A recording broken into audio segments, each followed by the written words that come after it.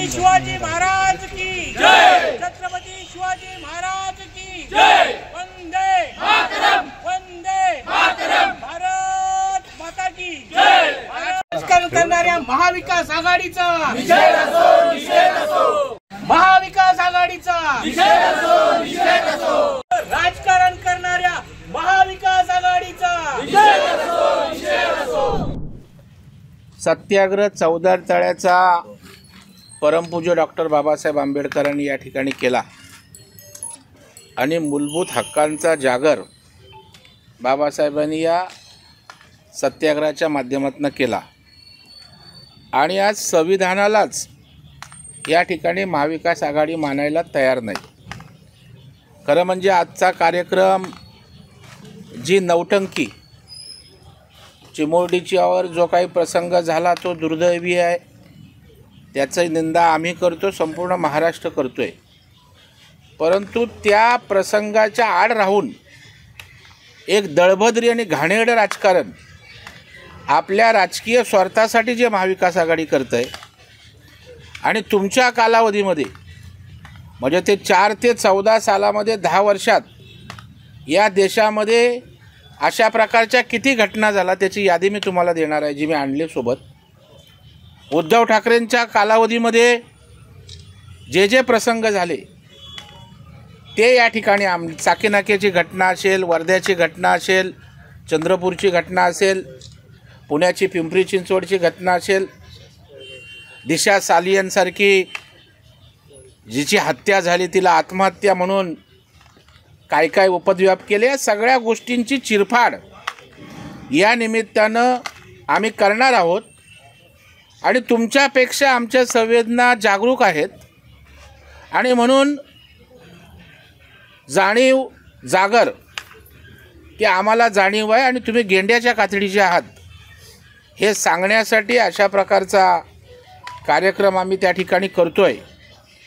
खरं म्हणजे यांना लाजा वाटल्या पाहिजेत, यांच्या कालावधी हे खरं म्हणजे तुलना करण्याची गोष्ट नाही। परंतु एवढे भयानक उद्धव ठाकरेंच्या कालावधीमध्ये प्रसंग झाले, आम्ही कधी आंदोलन केलं नाही, आम्ही कधी राजकारण केलं नाही। राजकारण करायला अनेक प्लॅटफॉर्म त्या ठिकाणी आपल्याकडे आहेत, राजकारणाच्या वेळेला राजकारण त्या ठिकाणी करावं।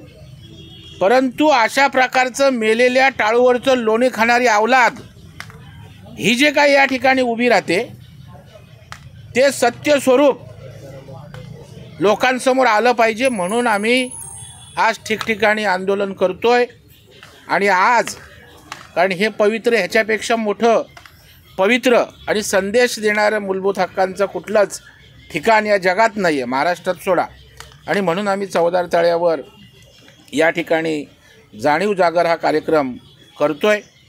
खरं म्हणजे कोर्टाचे मी आभार मानेन की कोर्टाने अशा प्रकारचा बेकायदेशीर संप करू नये म्हणून आजच्या संपाच्या बाबतीत चपराक या ठिकाणी दिली आणि मग नंतर सगळ्यांनी नांग्या टाकल्या हे आपल्याला त्या ठिकाणी माहीत आहे।